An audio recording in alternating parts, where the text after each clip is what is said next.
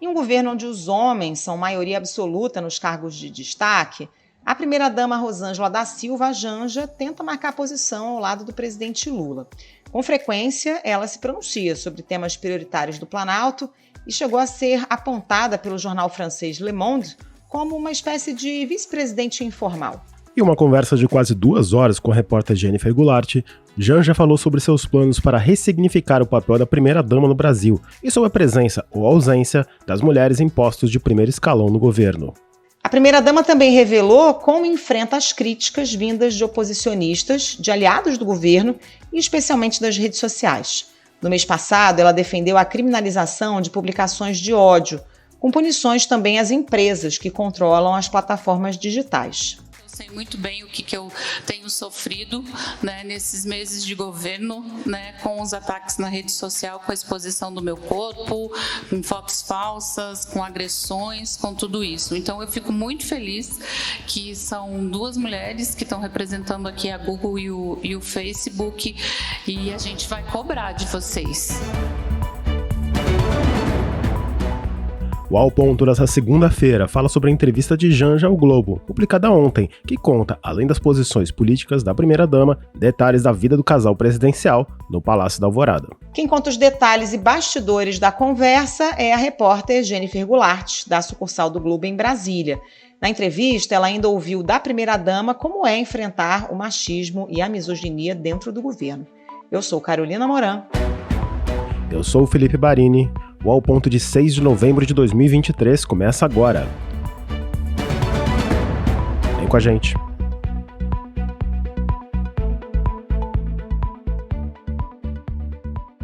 Jennifer Goulart, bem-vinda aqui ao Ponto mais uma vez. Acho que a pergunta que todo mundo queria fazer para a primeira-dama, e você teve a oportunidade de entrevistá-la, é qual a opinião da Janja a respeito das sucessivas demissões de mulheres no primeiro escalão do governo, né? Nessa entrevista, acabou que ela mesma trouxe o tema à tona.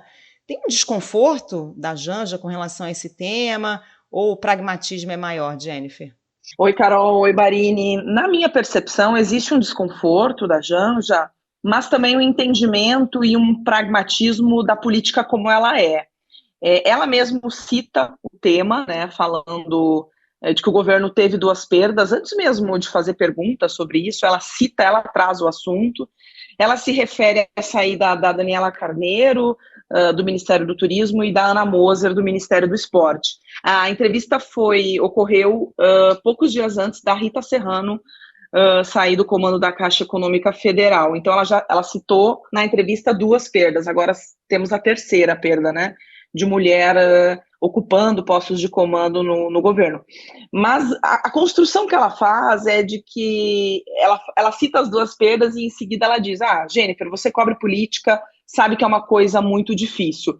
Ela não se atém a questionar a decisão do presidente Lula sobre essas demissões, mas ao mesmo tempo ela se propõe a fazer um debate maior sobre a participação de mulheres na política. Ela reflete de que a cota de 30% de candidaturas femininas para as legendas não está funcionando. Ela defende que se tenha 50% das mulheres no parlamento. Ela usa o exemplo do México, onde isso acontece, e aí ela conta que ela defende que no Brasil deveria ser assim. Ela também conta alguns episódios de incômodo.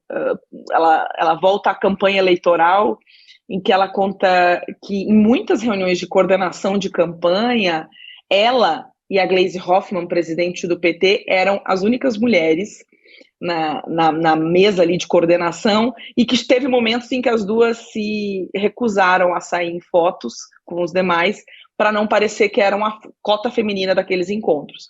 Então ela reflete muito sobre isso, assim, das dificuldades que as mulheres têm, dos ataques que as mulheres recebem em redes sociais, que muitas vezes têm desestimulado as candidaturas de prefeitas e vereadoras no interior do país. Então ela se propõe mesmo a fazer um debate mais amplo sobre a participação de mulheres na política de uma forma geral.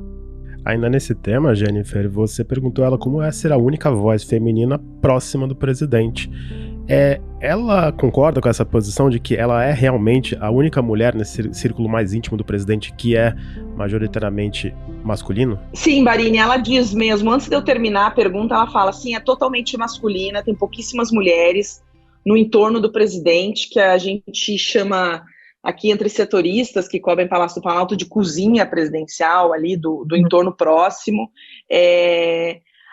e é mesmo formado, né? Os ministros palacianos, né? São todos homens. Então são eles que despacham diariamente com o presidente. Tem aquela reunião das 9 horas da manhã. Mas ela aproveita essa pergunta que eu fiz para dizer que ela não participa dessas reuniões de começo de largada de dia, né? Que são essas reuniões das 9 horas, 9h30, que o presidente se reúne ali com os ministros. Ela disse assim, o povo acha que ela fica lá sentada nas reuniões, e ela disse que não faz isso, que ela não participa dessas reuniões, e aí ela aproveita para dizer que as conversas dela com o presidente Lula sobre assuntos de governo se dão muito dentro de casa, lá no Palácio da Alvorada, no dia a dia, nos finais de semana, em que eles ficam basicamente sozinhos, e é ali que eles trocam impressões, né? Ele muito mais leva as minhas impressões do que eu mesma dou as minhas impressões nessas reuniões, né? É muito falso isso que se diz que eu almoço todo dia com o presidente, eu não deixo ninguém almoçar porque eu não quero que ninguém fale com ele, ou que eu intercedo agora mesmo falaram que durante esse período de recuperação dele, as pessoas não podiam falar com ele, gente, sabe? Eu fico bastante irritada com essas notícias em off que não são verdadeiras, mas tudo bem. Mas ela fala que acha que a cozinha presidencial poderia ter mais mulheres, sim, né? E que muitas vezes ela entende que a voz de uma mulher, que uma voz feminina pode trazer diferença em alguns assuntos. E aí ela fala que quando alguns determinados temas a incomodam, ela fala, ela questiona, ela pergunta, poderia ser por esse caminho, por outro caminho. Então ela aproveita para falar isso, mas sim, ela admite que todo o entorno do presidente é muito masculino, né?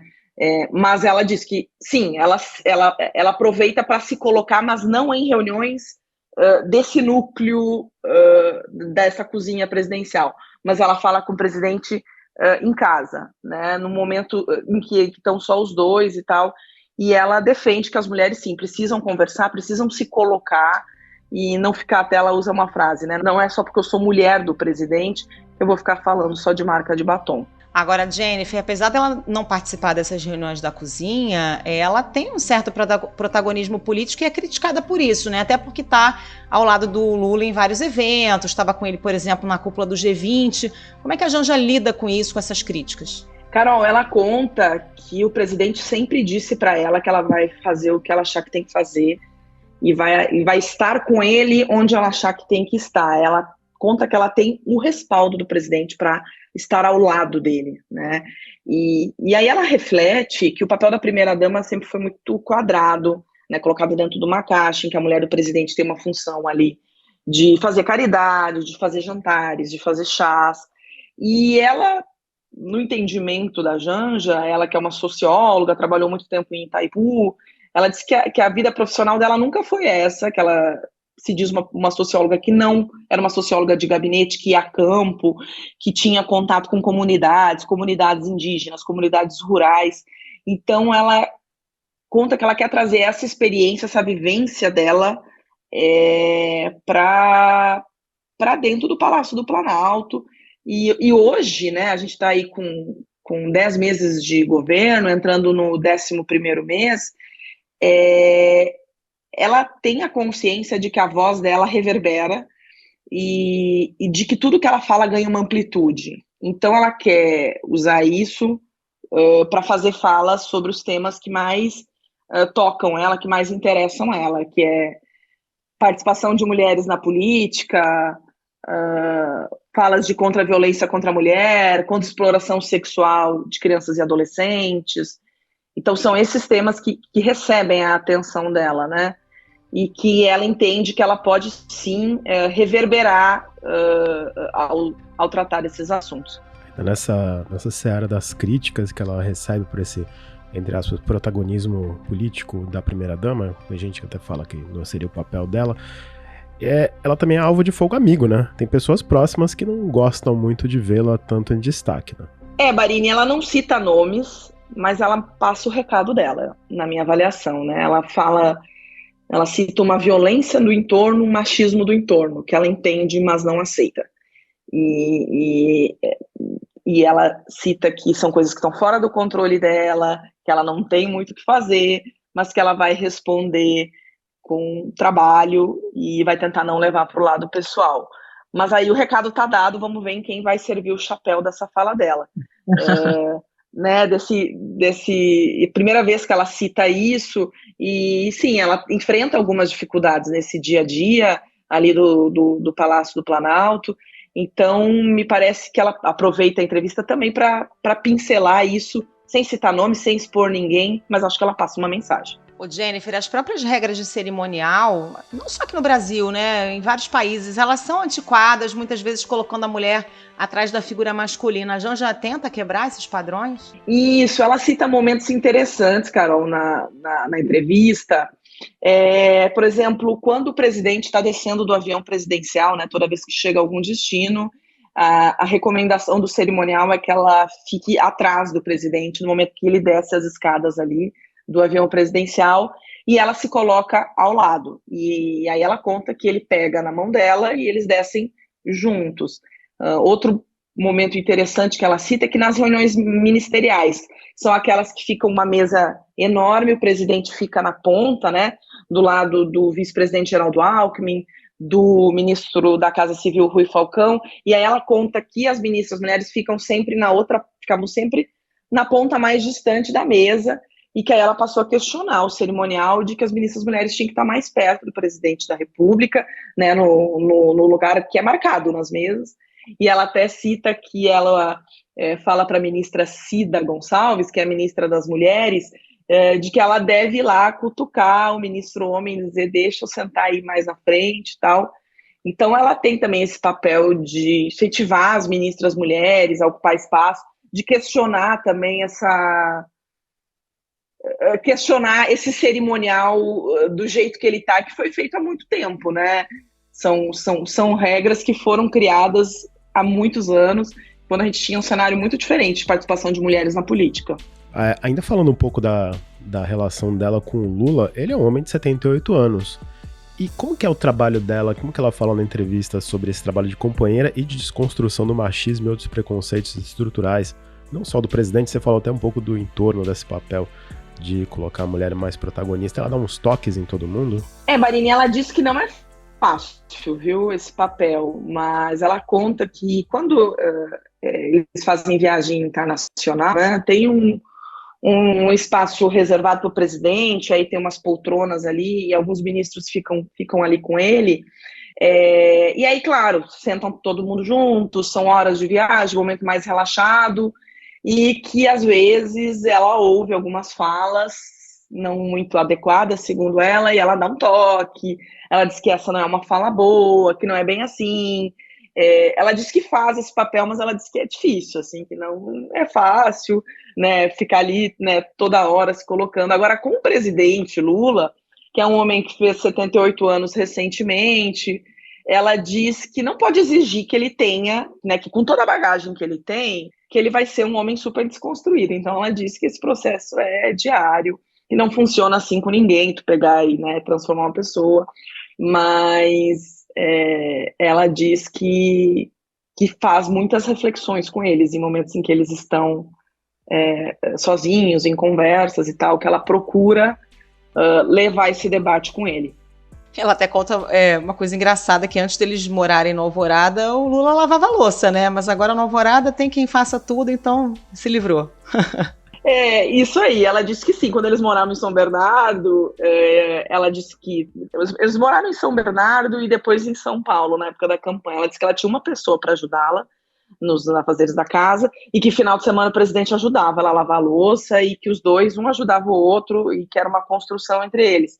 Mas que agora na Alvorada realmente é mais difícil, tem empregados lá, provavelmente o presidente não lava a louça lá, enfim, o cenário é mais difícil aí com muita gente para fazer esse trabalho. Agora, que quando eles não estavam aqui, ela conta que ele lavava a louça, sim. Agora tem também uma preocupação muito grande com a segurança do presidente. Ela até conta um episódio do 8 de janeiro que eles ainda não estavam no Palácio da Alvorada, estavam num hotel em Brasília. Como que a primeira-dama acompanhou aqueles atos e ainda tem essa preocupação com a segurança do presidente Lula e do entorno presidencial? No dia 8 de janeiro, o presidente Lula e a primeira-dama Janja estavam em Araraquara, visitando a cidade que tinha passado ali por uma intempérie climática muito grave.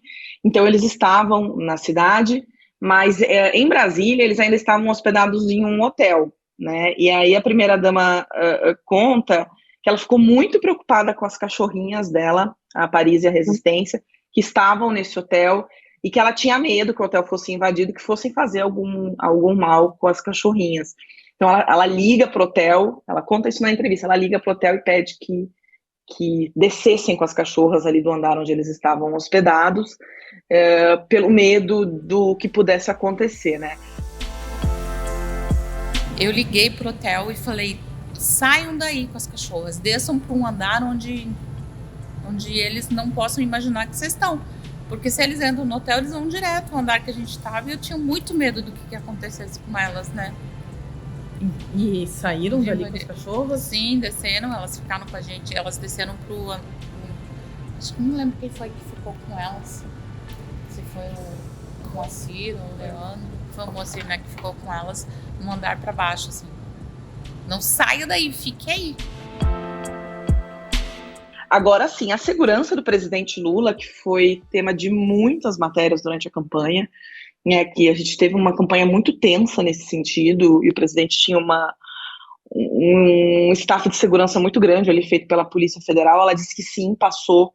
Ela tinha muito medo que durante a campanha algo acontecesse com ele. Ela chegou a fazer uma promessa e ir ao Círio de Nazaré, no Pará, para cumprir essa promessa, né, depois da campanha, de que nada acontecesse com ele. E aí ela conta um episódio de quando eles estavam em Fortaleza. Era um evento de cultura, eles estavam num hotel e apagou a luz do saguão do hotel, e ela conta que instintivamente ela se jogou na frente dele, abraçou ele, com medo que pudesse ser um atentado, né? E então ela tinha esse instinto de proteção em relação a ele, que foi muito forte, especialmente durante a campanha. Jennifer, tem também uma preocupação com os ataques no meio virtual, né? Como é que a Janja encara as fake news e as campanhas de difamação na internet? Isso é uma coisa bem difícil ali para ela, e ela conta que são sempre ataques que atacam a honra dela, a exposição de deepfake, montagem com o rosto dela e um corpo, e ela disse que ela se vê como alvo preferido dos bolsonaristas, né? E aí ela conta que ela teve uma conversa com uma diretora do Google em um evento sobre empreendedorismo feminino, em que ela chama essa liderança do Google para conversar, e fala ali de todo o material que tem dentro do Google com fake news sobre a Janja, né? Ela até pergunta assim, você já viu que quando você digita Google, Janja prostituta no Google, o que aparece? Trocentas fake news. Então ela faz essa cobrança, a diretora do Google, e ela conta isso para nós. Ela nunca tinha tratado desse assunto, e aí ela faz essa reflexão de como as big techs também são responsáveis por essa violência digital, ganham dinheiro com isso. Ela conta que já fez denúncias formais, que tem 3 processos na justiça, e de como isso também algo que, esse tipo de ataque é algo que intimida as mulheres a participarem da política e de se colocarem, né, como protagonistas na política, sendo que são as principais alvos, né, desses ataques. Mas apesar dessa preocupação de segurança, ela bate o pé e diz que não deixa de sair sozinha, até dirige o próprio carro, né? A preocupação, na verdade, os ataques a ela são nas redes sociais. Ela diz que ela não tem medo de sofrer algum ataque físico na rua. Isso também é algo novo sobre a rotina dela, que ela conta na entrevista, que não tinha sido revelado ainda, que a Janja tem um carro em Brasília, que ela renovou a carteira de motorista e que ela sai sim para dirigir. Ela vai ao salão, vai ao mercado, vai à farmácia, vai à loja de cosméticos. Ela diz que gosta de olhar todas as gôndolas, ela quer ter uma vida normal. Ela diz que o presidente Lula não consegue fazer isso, né? Mas ela quer continuar tendo uma vida normal. E claro, nesse momento ela tem contato com as pessoas falam com ela, etc. Mas ela diz que ela nunca foi maltratada, insultada em Brasília, e que ela gosta, né, de ter essa sensação um pouco de vida normal, né? Ô Jennifer, apesar de não ter um gabinete oficial no Planalto, o que a primeira-dama tem feito aí de projetos? Qual tem sido a agenda dela nesse sentido? Ela usa muito tempo dela para defender causas aí, temas que são caros para ela, né? Como esse protagonismo de mulheres na política, essas pautas de violência contra a mulher, contra a exploração sexual de crianças e adolescentes, pautas ligadas à cultura. Ela conta que ela é muito próxima, né, da ministra Cida Gonçalves, que ela conversa bastante com a ministra Aniele, que é a ministra de Igualdade Racial, então que ela tem muito essa troca com eles e de tratar desses assuntos aí que são mais caros para ela. Agora, Jennifer, falando um pouco da entrevista em si, do belo ensaio fotográfico por parte do fotógrafo Bob Wolfenson, inclusive, deve ter sido uma honra trabalhar com ele. E a entrevista teve vários looks, e ela tem uma preocupação com a mensagem que esses figurinos passam, né? E escolha de estilistas brasileiros, a primeira-dama, né?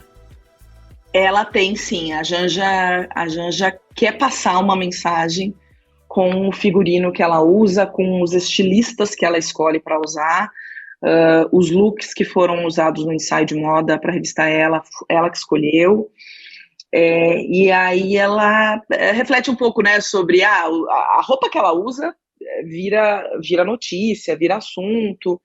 E aí ela diz até que na coroação do rei Charles, ela estava com um vestido cor de laranja, e disseram que ela estava vestida de abóbora, mas ela disse que a intenção dela era passar a mensagem de que aquele vestido é da cor da campanha contra a exploração sexual infantil. Ela tem também uma mensagem de que ela defende o uso do tênis nas sextas-feiras, de que ela quer passar uma mensagem de conforto para as mulheres. Ela diz que usar o salto alto é muito mais novidade para ela do que o tênis, que ela, enquanto socióloga, sempre foi uma mulher que foi a campo e aí sim usava tênis, usava botas, enfim, e que o salto alto é uma coisa nova para ela. Minha vida toda eu trabalhei nas comunidades, né? Eu trabalhei em comunidade indígena, comunidade rural, de agricultores.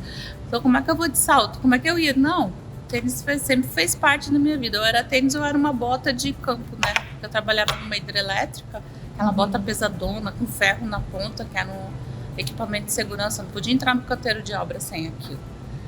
Então, quer dizer, hoje o salto para mim é muito mais... É uma novidade até na minha vida do que o tênis.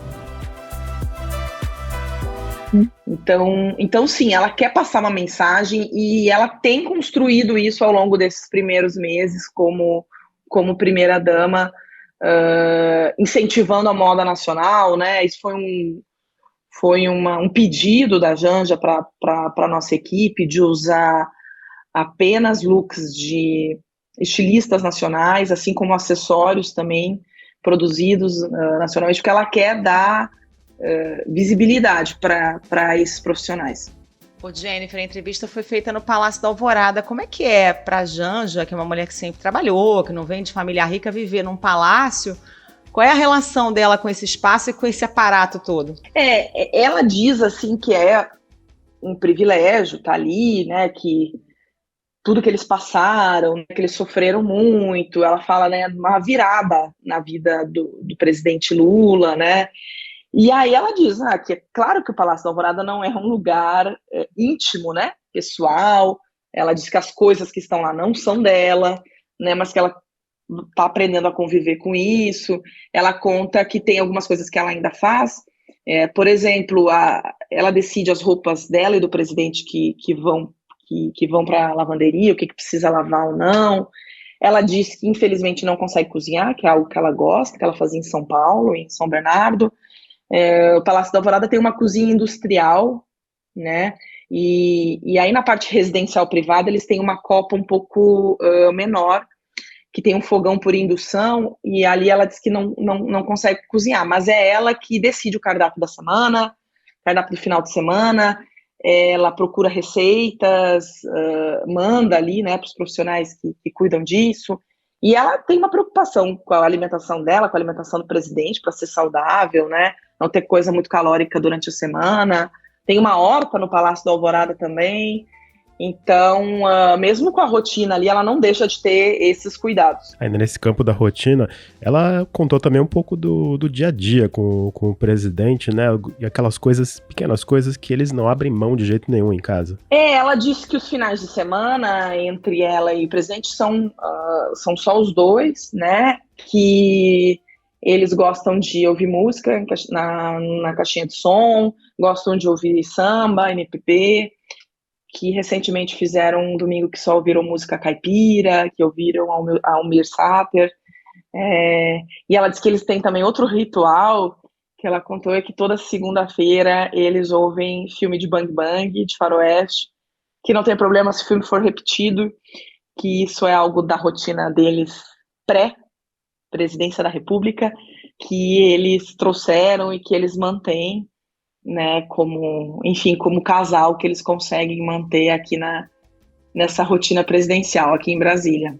Para a gente fechar, Jennifer, queria saber suas impressões pessoais, como é que foi esse processo para chegar nessa entrevista, o clima da conversa, um pouco desses bastidores aí que a gente não vê no jornal. Carol, foi muito interessante, a gente passou aí por um longo processo de negociação, sempre tive interesse, muita vontade de entrevistar a Janja pela figura que ela é, por ser essa primeira-dama, né, que diz que quer ressignificar esse papel. Acho que é uma figura de interesse público, então a gente teve aí alguns meses de negociação até a gente chegar numa data, né, nesse meio do caminho teve a cirurgia no quadril do presidente Lula, então a Janja estava muito focada nessas semanas pós-cirurgia na recuperação total dele. Então, o dia que a entrevista ocorreu, foi um dia que o presidente já estava de volta no Palácio do Planalto, despachando do Palácio do Planalto, então ele não estava no Alvorada durante a entrevista, e foi um processo muito interessante.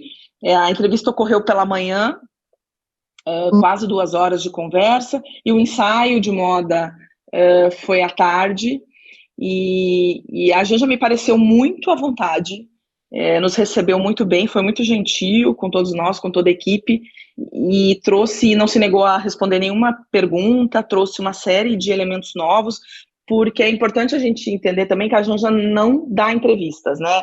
Ela deu uma entrevista no começo do ano à Globo News, logo um pouquinho antes deles se mudarem para o Palácio da Alvorada, e a Janja não fala, né, para veículos de comunicação, ela se manifesta via antigo Twitter, agora X, pelas redes sociais dela, em alguns eventos específicos sobre mulheres no governo. Então a gente tem muito a questionar, Janja, sobre uma série de questões que acontecem, né, no governo, no dia a dia, como ela tem se colocado, como é para ela, né, uma militante do PT por muitos anos, socióloga, morou muito tempo em Curitiba, depois morou no Rio de Janeiro, casada com um presidente desde 2022, como é que é ela chegar no Palácio do Planalto, esse ambiente que tem sim, que ela é assim, uma feminista, defende a causa das mulheres, mas é um ambiente muito masculino, um entorno presidencial muito masculino, quais são os desafios desse dia a dia. Então a gente tinha interesse em ouvi-la falar sobre tudo isso, e eu acho que a entrevista conseguiu contemplar isso. E tem também algo muito bacana, que é poder explorar o interesse da Janja sobre moda, ver os gostos dela, que foi participar do ensaio com o Bob Wolfensohn, que é uma referência, foi incrível assim, vê-lo fotografar, etc. E é isso, acho que os leitores têm um bom material para ler, que foi feito com toda a equipe do Ela, que é excelente, e da importância da gente conseguir dar voz a essa pessoa que está ao lado do presidente da República e que é alguém, sim, com muito protagonismo no governo. Quem não leu, leia, seja na edição em papel, seja na edição digital. A entrevista está muito boa, o ensaio fotográfico está excelente. Deixamos nossos parabéns à equipe do Duela e também a você, Jennifer. Muito obrigado pela entrevista e muito obrigado pela sua participação no Ao Ponto. Volte sempre, uma ótima semana.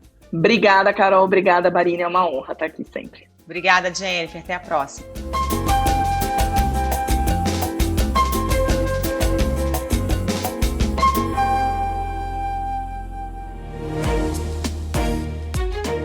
Esse foi o Ao Ponto de hoje, o podcast diário da redação do Globo. Nessa conversa, a gente conta com a participação de toda a equipe do jornal, as mesmas pessoas que levam até você informação e análise de qualidade todos os dias. Quer saber mais? Assine o Globo. Acesse assinoglobo.com.br e confira todas as notícias e reportagens especiais. A edição desse episódio foi de Luan Oliveira, a produção de Thaisa Rios. Até mais. Até mais.